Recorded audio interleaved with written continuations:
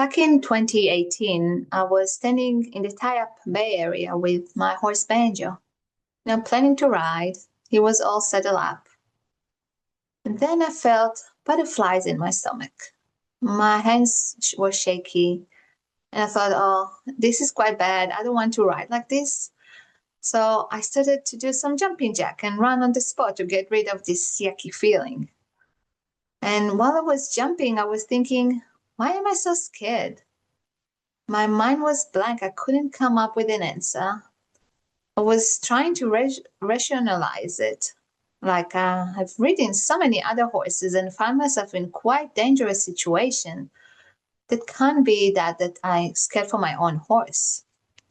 And only about 20 minutes or so after, I stopped shaking and I thought, okay, good, I can hop on, right?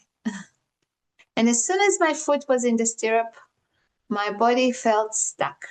I talk about really stiff and frozen. So I decided to get off. And driving home wasn't fun. The voices in my head kept telling me that I was disappointed. Why did I get off? You were fine. You're stupid for not continuing.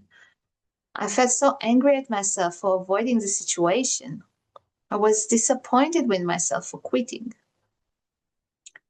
So have you experienced something similar? Maybe you had a nasty fall and now you feel scared to ride.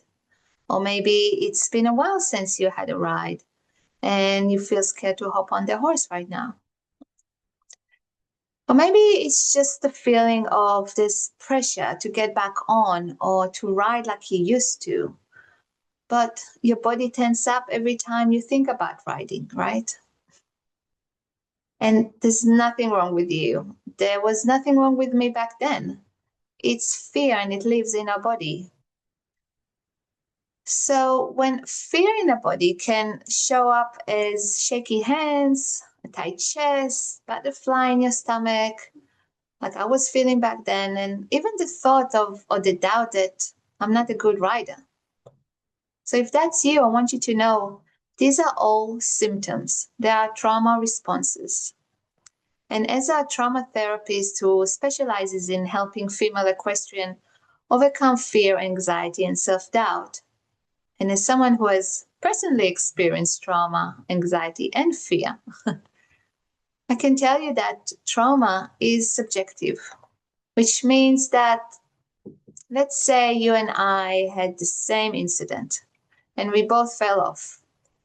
One of us can feel she had experienced a traumatic event, where the other one won't feel this way. And why? Because it depends on how we felt in our body. Did we feel safe? If we had support after the fall? Maybe sometimes it's the way we grew up, the environment, our beliefs about the world. All these factors will determine whether or not you perceived it as a traumatic event. And it's crucial to remember because it reduces the pressure to be perfect. And we don't need to keep on wondering why my friend isn't afraid to ride after she had a fall while I'm freaking out. Also, I know this might sound a bit of woo-woo, but the body remembers. It stores the sensations, the memories, the patterns of how we react in those certain situations. So when we go back and try to ride, we feel scared. We feel those symptoms like fast heartbeat, shaky hands, shaky legs, and we can't think straight. Basically, it's your nervous system doing its job, trying to protect you. And that fear might come from a fall or an accident or a moment where you didn't feel supported or something much older stored deep in your body, which, by the way, that was my reason for my fear. And trying to fix this fear by willpower or mindset hacks doesn't really work. Unfortunately, there's no magic pill or one exercise that will help you eliminate that fear. So you can't be logical with this fear. I tried. I tried to convince myself that day that I've gone through 2 childbirths. So surely it can't be that hard to ride my own horse, right? No, that didn't help. Because fear wasn't in my head, it was in my nervous system. And now I know that what I needed back then was to know how to feel safe in my body, how to regulate my nervous system, and most importantly, not to be ashamed of it and to acknowledge it with compassion.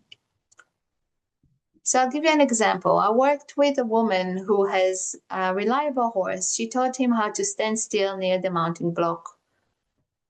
She was told by other instructors to just breathe, or you're fine, just hop on the horse. But she wasn't fine, even though she was practicing her breathing. She felt scared. She felt scared standing on the mounting block, preparing to ride. Her body felt frozen. She felt frustrated. Like, why can't she just get on the horse, right? So, in our session, which is online, by the way, we didn't start with the riding part. We started with sense of safety in the body. Then we started to unpack what was behind the fear. And not only that it helped her to get on the horse, that strategy actually helped her to feel calm and relaxed in her body, which helped her in other parts and activity in her life that made her anxious. So now she feels excited to ride, not feeling ashamed of her fear. And even if fear does come up, she has a clear plan how to handle it.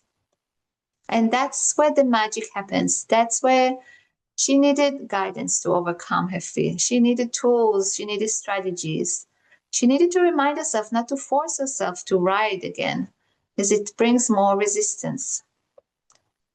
Because when you feel safe in your body and your nervous system is regulated, you can see the path ahead. Your mind is clear to respond to your horse's needs. So how do you do that? How do you regulate your nervous system? So here are a few tips. So number one, I'd like you to think about what makes you happy, what makes you feel good. It doesn't have to be horse related. For some people, it could be music. For some people, maybe it's the connection with the dog. So let's say it's music, for example. How does it feel in your body? What are the sensations in your body while you're hearing that music? Can you connect to those sensations when you feel scared or anxious? Number two, I'd like you to be curious why you feel this way. Even if you can't find the answer, that's okay. But by being curious, you don't feel ashamed about your feelings, about your emotions. You don't create a story behind feeling scared. And number three is to be able to be present in your body. So when you are present, you can respond instead of react to your horse's needs. When we are present, our horse can feel it and it changes the relationship, the connections while we ride and even on the ground. And you come from a place of compassion instead of fear. If you'd like to know more about how to feel present in your body, watch this video. And if this video resonates with you, I'd love to know what's one moment where fear stopped you in the saddle. And if you're ready to take the next step, I offer a 30 minutes free phone call consultation. Press on the link below to have a chat or check the description below for details. I'll see you next time.